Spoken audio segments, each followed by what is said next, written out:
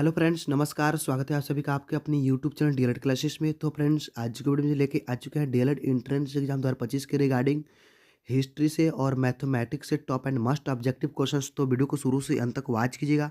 अगर आप चैनल पे पहली बार विजिट कर रहे हैं तो लाल बटन दबाकर चैनल को सब्सक्राइब करके बेल आइकन घंटी को प्रेस कर दें, ताकि पल पल के वीडियो की नोटिफिकेशन आप सबको मिल सके। वीडियो को लाइक कीजिएगा एंड दोस्तों को व्हाट्सअप स्टडी ग्रुप में ज़्यादा से ज़्यादा शेयर कीजिएगा। लिंक डिस्क्रिप्शन में WhatsApp group and Telegram group को ज्वाइन कर ले, वहाँ भी नोटिफिकेशन मिलते रहता है। तो चलिए फ्रेंड्स, आज का वीडियो स्टार्ट करते हैं। अगर आंसर पता हो तो कमेंट बॉक्स में कमेंट करने की कोशिश जरूर कीजिएगा। तो आज का पहला प्रश्न है, हिटलर की जन्म तिथि क्या थी? अगर इसका बैक पार्ट देखना चाहते हैं तो लिंक डिस्क्रिप्शन में वहाँ से देख सकते हैं। हिटलर की जन्म तिथि क्या थी?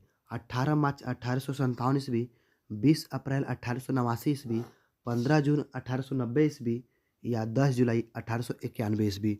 चलिए, आंसर पता हो तो कमेंट कीजिए। तो फ्रेंड्स, इसका बिल्कुल सही जवाब होगा ऑप्शन बी, 20 अप्रैल 1889 ईस्वी हिटलर की जन्म तिथि है। राइट आंसर ऑप्शन बी हो जाएगा। नेक्स्ट क्वेश्चन है, हिटलर ने अपना प्रारंभिक जीवन कहाँ व्यतीत किया? वियना में, बर्लिन में, म्यूनिख में या जेनेवा में? चलिए, आंसर पता हो तो कमेंट कीजिए। तो फ्रेंड्स, इसका बिल्कुल सही जवाब होगा ऑप्शन ए, वियना। हिटलर ने अपना प्रारंभिक जीवन वियना में व्यतीत किया। राइट आंसर ऑप्शन ए हो जाएगा। नेक्स्ट क्वेश्चन है, प्रथम विश्व युद्ध में हिटलर ने कहाँ की सेना में सम्मिलित होकर युद्ध किया था? यानी कि प्रथम विश्व युद्ध में हिटलर ने किसके सेना में मिलकर एक होकर युद्ध किया था? ऑस्ट्रिया हंगरी, जर्मनी, बवेरिया या म्यूनिख? चलिए, आंसर पता हो तो कमेंट कीजिए। तो फ्रेंड्स, इसका बिल्कुल सही जवाब होगा ऑप्शन सी, बवेरिया। याद रखिएगा, प्रथम विश्व युद्ध में हिटलर ने बवेरिया की सेना से मिलकर युद्ध किया था। राइट आंसर ऑप्शन सी हो जाएगा। नेक्स्ट क्वेश्चन है, प्रथम विश्व युद्ध में वीरतापूर्वक लड़ने के लिए हिटलर को कौन सा पुरस्कार मिला था? जब प्रथम विश्व युद्ध में वीरतापूर्वक से हिटलर ने लड़ा था तो कौन सा पुरस्कार मिला था? कांस्य पदक, लौह पदक, रजत पदक या स्वर्ण पदक? चलिए, आंसर पता हो तो कमेंट कीजिए। तो फ्रेंड्स, इसका बिल्कुल सही जवाब होगा ऑप्शन बी, लौह पदक। याद रखिएगा, प्रथम विश्व युद्ध जब हुआ था तो वीरतापूर्वक लड़ने के लिए हिटलर को लौह पदक पुरस्कार मिला था। राइट आंसर ऑप्शन बी हो जाएगा। नेक्स्ट क्वेश्चन है, हिटलर जर्मनी का चांसलर कब बना? 10 नवंबर 1932 को, 15 दिसंबर 1932 को, 30 जनवरी 1932 को या 15 फरवरी 1933 ईस्वी को? चलिए, आंसर पता हो तो कमेंट कीजिए। तो फ्रेंड्स, इसका बिल्कुल सही जवाब ऑप्शन सी, 30 जनवरी 1932 ईस्वी को हिटलर जर्मनी का चांसलर बना। राइट आंसर ऑप्शन सी हो जाएगा। नेक्स्ट क्वेश्चन है, जर्मन यूथ नामक एक युवक संगठन कब स्थापित किया गया? 1925 ईस्वी को, 1926, 1927 को या 1928 को? चलिए, आंसर पता हो तो कमेंट कीजिए। तो फ्रेंड्स, इसका बिल्कुल सही जवाब ऑप्शन बी, 1926 ईस्वी। जर्मन यूथ नामक एक युवक संगठन 1926 ईस्वी को स्थापित किया गया। राइट आंसर ऑप्शन आपका बी हो जाएगा। नेक्स्ट क्वेश्चन है, जर्मन लेबर फ्रंट का संगठनकर्ता कौन था? जोसेफ गोएबल्स, जाल्मर सास्ट, रॉबर्ट ले या गोएरिंग? तो फ्रेंड्स, इसका बिल्कुल सही जवाब ऑप्शन सी, रॉबर्ट ले। याद रखिएगा, जर्मन लेबर फ्रंट का संगठनकर्ता रॉबर्ट ले बना। राइट आंसर ऑप्शन सी हो जाएगा। नेक्स्ट क्वेश्चन है, हिटलर की गृह नीति क्या रही? सफल या असफल, सफल या असफल दोनों या पूर्णतया असफल रही? तो फ्रेंड्स, इसका बिल्कुल सही जवाब होगा ऑप्शन ए, सफल रही। हिटलर की गृह नीति सफल रही। राइट आंसर ऑप्शन ए हो जाएगा। चलिए, नेक्स्ट क्वेश्चन मैथमेटिक्स की तरफ चलते हैं। तो वीडियो को शुरू से अंत तक वॉच कीजिएगा। अगर आप चैनल पे पहली बार विजिट कर रहे हैं तो चैनल को सब्सक्राइब करके बेल आइकन घंटे को प्रेस कर दें, ताकि पल पल के वीडियो की नोटिफिकेशन आप सबको मिलती रहे। आज मैं आपके लिए गणित के इंपॉर्टेंट क्वेश्चन लेकर के आया हूं। तो चलिए स्टार्ट करते हैं। पहला सवाल है, दो अंकों की एक संख्या इस प्रकार है कि उनका गुणनफल 8 है। यदि एक संख्या में 18 जोड़ा जाता है तो संख्या पलट जाती है, वह संख्या क्या है? तो दो संख्या कोई ऐसी है ना जिनका गुणनफल 8 है। तो ऑप्शन में देख लो किन संख्याओं का गुणनफल 8 है। 8 एकम 8, 4 दूनी का 8, 1 अट्ठे 8, 2 चौको 8, यानी कि सभी का गुणनफल 8 आ रहा है। तो हम देखिए क्या करेंगे, हमारे पास पहला ऑप्शन ले लेते हैं, ये वाला पहला ऑप्शन ले लिया। 1 गुने 8 करोगे तो आपको 8 ही मिलेगा, और इसमें यदि हम 18 जोड़ देते हैं तो कितना मिलेगा, 18 में 8 जोड़ेंगे तो 26 मिलेगा। उसने बोला है कि संख्या पलट जाती है, लेकिन अगर 18 संख्या पलटती तो 81 होना चाहिए था, ये तो 26 आ रहा है, तो ये आंसर नहीं होगा। दूसरा ऑप्शन ले लो, 2 गुने 4 8 हो जाएगा, इसमें आप 18 जोड़ोगे तो देखो 18 में 8 जोड़ोगे तो ये 26 हो जाएगा। भाई 18 में जोड़ोगे ना आप 8, 18 में जोड़ोगे आप तो ये 26 हो जाएगा। क्लियर है ना, 18 में 8 जोड़ोगे तो ये 26 हो जाएगा। अब यहां पे आप ध्यान दीजिएगा, 2 चौको 8 हो गया, 8 में हम क्या करेंगे, 18 जोड़ेंगे तो ये कितना हो जाए 26। अब प्रश्नों को आपने ध्यान से नहीं पढ़ा था, अगर ध्यान से पढ़ेंगे तो आपका आंसर हमेशा सही आएगा। उसने बोला है कि उस संख्या में हम 18 जोड़ते हैं, अगर मैं 18 में 18 जोड़ूंगा तो कितना हो जाएगा 36, यानी कि पलटेगा नहीं। अगर मैं 24 में 18 जोड़ूंगा तो कितना हो जाएगा, 8 और 4 12 हासिल लगा, 1 2 और 1 3 हासिल का 1 4 42। तो 24 में मैंने जब 18 जोड़ा तो 42 हो गया, यानी कि 24 से कितना हो गया, 42 हो गया, तो पलट गया। तो मेरा पी ऑप्शन सही जवाब है। समझ में आ गया ना सभी को। अब देखते हैं अगला सवाल। अगला प्रश्न है, एक दिन का कितना प्रतिशत 4 घंटे व 30 मिनट होता है। एक दिन का, एक दिन मतलब 24 घंटे का, एक दिन में 24 घंटे होते हैं ना, इसी का पूछा है। 4 घंटे व 30 मिनट, 4 घंटे 30 मिनट का मतलब है 4 घंटे तो पूरे हैं, और जो 30 मिनट है वो आधा घंटा हुआ ना, तो आधे को आप क्या लिखते हैं 1/2, तो ये क्या हो गया आपका 4.5। तो 2 चौको 8, 8 में जोड़ेंगे 1 तो 9/2 हो जाएगा, ये 9/2 किसका पूछा है, एक दिन का, यानी कि 24 घंटे का, तो 24 से इसमें हम भाग दे देंगे। अब ये नीचे वाली संख्या कहां जाएगी, ऊपर आ जाएगी, ठीक है।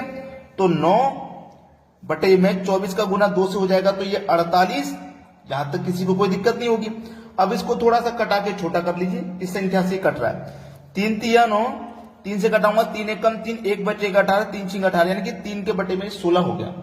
अब 3 के बटे में 16 है, उसने पूछा प्रतिशत में, तो प्रतिशत में बताने के लिए आप 100 से गुना करते हो, तो यहां पे हम क्या करेंगे 100 से गुना, तो 4 चौको 16, 4 से कट जाएगा ये 25 बार में, 25 दिया 75 हो गया, बटे में कितना है 4, कटा दीजिए बस, 4 1 कम 4, 3 बचेगा 35, 4 8 32, भाई 4 1 कम 4 कटेगा, 3 बचेगा 35, तो 4 से कटाऊंगा मैं, 4 से कटाऊंगा 4 8 32 कटेगा, 3 बचा, 3 में जाएगा नहीं, 3 ऊपर लिख दो, बटे में 4, 18.3/4% हो जाएगा, जो कि पहले ही ऑप्शन में दिया गया है। सभी को समझ में आ गया। अब देखते हैं अगला प्रश्न। अगला प्रश्न है, किसी टंकी को पाइप ए से 4 मिनट में भरा जा सकता है, यानी कि जो पाइप ए है ना वो 4 मिनट में भर सकता है। पाइप बी 5 मिनट में खाली कर सकता है, जो बी पाइप है ना ये 5 मिनट में खाली कर सकता है। ये भरने वाला था तो पॉजिटिव ले लेते हैं, ये खाली करने वाला है नेगेटिव ले लेते हैं। यदि दोनों पाइप एक साथ चालू कर दिए जाए तो टंकी कितनी देर में भर जाएगी। तो पहले तो ये पता कर लीजिए टंकी कितनी बड़ी है, तो आप दोनों का एलसीएम ले लोगे, पता लग जाएगा टंकी कितनी बड़ी है। दोनों का एलसीएम लोगे 20 आ जाएगा, मतलब टंकी 20 लीटर की है। 4 से 20 को काटो 5 बार में कटेगा, 5 से 20 को काटो 4 बार में। इसका मतलब ये हुआ हमारा जो ए था ना वो 1 मिनट में, वो टंकी को 4 मिनट में भर रहा था, तो 1 मिनट में 5 भरेगा, तभी तो 4 मिनट में 20 भरेगा।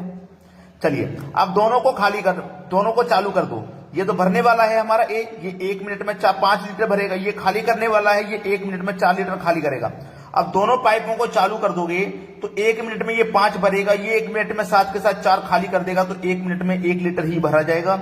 और भरना हमें कितना 20, 1 मिनट में 1 भर रहा है तो 20 को भरोगे 20 मिनट में। सवाल खत्म। सी ऑप्शन प्रश्न का बिल्कुल सही जवाब हो जाएगा। अब देखते हैं अगला प्रश्न। अगला प्रश्न है, किरण के पास 50 रुपए तथा 100 रुपए के कुल 85 नोट हैं। उसके पास कुल धन 5000 रुपए हो तो 50 रुपए के नोटों की संख्या क्या है। चलिए हम ऑप्शन से करेंगे इस प्रश्न को। हम मान लेते हैं कि 50 रुपए के नोटों की संख्या 30 है, तो हम 30 ले लेंगे। 50 रुपए के नोटों की संख्या 30 है तो 50 से गुना कर दो भाई, 3 पंजे 15 और 2 जीरो यानी कि 1500 हो गया। टोटल रुपया हमारे पास कितना है 5000, जिसमें से 50 रुपए के नोट कितने हो जाएंगे मिलाकर के 1500 रुपए हो जाएगा, और 100 के नोट हमारे पास, इसका मतलब कितने होंगे भाई, टोटल योग हमें 5000 करना है। जब 30 नोट इसके हो गए ना भाई 30 नोट इसके हो गए, तो 85 में से 30 नोट 50 के हो गए, तो बचे कितने हमारे पास 55 नोट, तो 55 नोट 100 के होंगे, तो ये तो 5500 हो जाएगा। ये तो हमारा 5000 से ऊपर चला गया, दोनों को जोड़ो 7000 हो गया, ये तो 5000 से ऊपर चला गया, ये हमारा आंसर नहीं हो सकता। दूसरा ऑप्शन ले लो बी, मान लेते हैं 50 रुपए के 50 नोट हैं, ये कितना हो जाएगा 2500। 50 नोट हैं, 85 में से 50 नोट 50 के हो गए, तो 100 के कितने बचे 35। भाई 100 के नोट कितने होंगे, 100 के नोट 35 होंगे, तो ये कितना हो जाएगा भैया 3500। 2500 और 3500 जोड़ेंगे तो ये तो 6000 हो गया, ये तो 5000 से ऊपर चला गया, तो ये भी हमारा आंसर नहीं हो सकता। चलिए 70 ले लेते हैं, तीसरा ऑप्शन। मान लेते हैं 50 रुपए के नोट कितने हमारे पास 70 हैं, ठीक है 70 हमने मान लिया, तो 7 पंजे 35 और 2 जीरो मतलब 3500 हो जाएगा। अब 70 नोट हमारे पास 50 के हैं 85 में से, तो बचे 15 नोट, तो ये 15 नोट कितने के होंगे 100 के होंगे, तो मतलब 1500, और दोनों का जब योग करोगे 3500 1500 5000 हो जाएगा, और देखो 5000 ही तो हमें चाहिए था, तो इसका मतलब 50 के नोट हमारे कितने हो जाएंगे 70। सी ऑप्शन बिल्कुल सही जवाब है। तो ऑप्शन से आप इस प्रश्न को बड़ी ही आसानी से कर सकते हैं। अब देखते हैं अगला प्रश्न। अगला प्रश्न है, तीन संख्याएं 5, 7, 12 के अनुपात में हैं, यदि उनमें से पहली तथा तीसरी संख्या का योग दूसरी संख्या से 50 अधिक हो तो तीन संख्याओं का योग कितना है। हमारे पास तीन संख्याएं 5, 7 और 12 के अनुपात, बोला है उनमें से पहली तथा तीसरी संख्या का योग, पहली और तीसरी का जो योग है वो कितना है भाई। पहली और तीसरी का योग आप जब करेंगे तो 5 और 12 कितना हो जाएगा, 5 और 12 मिला के हो जाएगा भैया 17, दोनों का योग कितना हो गया 17, ठीक है। तथा तीसरी संख्या का योग दूसरी से 50 अधिक है, ठीक है, बोला ना तीसरी संख्या का योग दूसरी से 50 अधिक है। अब बहुत अच्छा सवाल आ गया यहाँ पे, देखिएगा ध्यान से, पहली और तीसरी का योग कितना है भाई 17, दूसरी संख्या हमारे पास कितना है 7 है। अब 7 से 17 कितना अधिक है, आप बोलोगे सर 10 अधिक है, तो यहां पे अनुपात में 10 अधिक है, और रियल में कितना अधिक दिया हुआ है 50 अधिक बोला गया, रियल में 50 अधिक है। तो 10 की वैल्यू 50, तो 1 की वैल्यू कितनी आ जाएगी 5, 1 की वैल्यू 5 आ जाएगी। बोला तीनों संख्याओं का योग, तो तीनों का योग बोला है, चाहो तो आप तीनों संख्याओं को अलग अलग निकाल लो, चाहे तीनों को अनुपात जोड़ के 5 से मल्टीप्लाई कर दो। चलिए मैं अलग अलग निकालता हूं, 1 का अनुपात 5, तो 5 का कितना हो जाएगा 25, इधर लिख लेते हैं। 7 का कितना हो जाएगा 5 सत्ते 35 और 12 पंजे 60, इसका हो जाएगा 60। अब सभी को जोड़ लो, तीनों संख्या निकालनी, तीनों को जोड़ लो, तो 25 और 35 कितना हो गया 60, 60 और 60 120, सवाल खत्म हो जाएगा, 120 हो गया। ये दिया गया आपके बी ऑप्शन में। अब देखते हैं अगला प्रश्न। अगला प्रश्न है, 50 व्यक्तियों की औसत उम्र 45 वर्ष है, 10 वर्ष के बाद उनकी औसत उम्र कितनी होगी। देखो ये है 50 व्यक्ति, इनकी औसत है 45, तो योग कितना हो जाएगा भाई, 50 का मल्टीप्लाई 45 से करो तो 0 आ जाएगा, ये लास्ट में 5 बच्चे 25 का 5 हासिल लगे तो 5 चौको 20 हासिल कर दो 22, 2250 आ जाएगा योग, ठीक है। बोला है 10 वर्ष के बाद उनकी औसत उम्र कितनी हो जाएगी, 10 वर्ष के बाद में। अब देखो ध्यान से देख लीजिए, यहां पे कितना है 55, यहां पे कितना है 10, तो आप सीधा सीधा क्या करोगे, ये 45 है और ये 55 है, 45 में 10 जोड़ दीजिए, कितना हो जाएगा भैया 55 हो जाएगा। ध्यान देना मेरी बात को, ये 55 वर्ष है और ये 10 वर्ष के बाद में पूछा है, ठीक है। तो 45 और आप 10 को जोड़ेंगे ना, यहाँ पे 45 और 10 को जोड़ेंगे तो ये 55 हो जाएगा। कितना हो जाएगा भैया, इन दोनों को अगर मैं जोड़ूंगा तो ये कितना हो जाएगा 55 हो जाएगा, सीधा सा सवाल है 55 हो जाएगा, सवाल खत्म, आपका आंसर आ गया 55 वर्ष। लेकिन अगर आप इसको तरीके से सॉल्व करना चाहते हो, ये तो तरीका शॉर्टकट वाला है कि 45 से 10 वर्ष बाद में जाना, दोनों को जोड़ देंगे 55 आंसर आ जाएगा। लेकिन हम कौन से तरीके से कर रहे हैं, इस तरीके से, 50 व्यक्ति हैं, औसत 45 है, तो योग हो जाएगा 2250। अब बोला है 10 वर्ष के बाद उनकी औसत उम्र कितनी हो जाएगी, 10 वर्ष के बाद में। अब देखिएगा 10 वर्ष के बाद में बोला है, तो 1 वर्ष में कितना भाई, 1 वर्ष में कितना 50, तो 2 वर्ष में 100, ऐसे 10 वर्ष में कितना हो जाएगा 500, ठीक है। तो आप क्या करोगे, 2250 में 500 जोड़ दोगे तो ये 2750 हो जाएगा, और इनका क्या करोगे आप 50 से डिवाइड करोगे, संख्या कितनी है 50, 0 से 0 गया, 5 से कटा दो, 55 बार में कट जाएगा, आंसर 55 आ जाएगा, वेरी सिंपल। अब देखते हैं अगला प्रश्न। अगला प्रश्न है 12 बंदर 12 केले 12 मिनट में खा सकते हैं, 4 बंदर 4 केले कितने मिनट में खा सकते हैं। इसका एक फॉर्मूला होता है टाइम एंड वर्क का, M1 D1 T1 पूरे का बता W1 बराबर M2 D2 T2 पूरे का बटा W2। M का मतलब कोई व्यक्ति हो सकता है, कोई मशीन, कोई जानवर, कार्य करने वाला जो भी हो। कितने हैं 12 बंदर। D4 दिन, T4 दिन, D की वैल्यू नहीं दी गई है, टाइम दिया गया है 12 मिनट का, तो आप 12 ले लो, जो वैल्यू दी जाती है उसे लेंगे। वर्क कितना है 12 केले खाने का वर्क है, तो बटे में 12 ले लो बराबर। बाद में कितने बंदर हैं 4, तो 4 ले लो। वर्क कितना है 4 केले खाने का वर्क है। टाइम कितना है, टाइम 2 हमें निकालना है। ठीक है, चलिए कटा लो भाई, 4 से 4 कट जाएगा, 12 से 12, इधर कितना बचेगा 12 और इधर क्या बचेगा T2, यानी कि टाइम कितना लगेगा 12 मिनट का। सवाल खत्म हो जाएगा, बी ऑप्शन बिल्कुल सही। तो सभी को वीडियो लाइक करना है और शेयर करना है, इतना काम सभी बच्चों को कर दिए। ठीक है दोस्तों, धन्यवाद।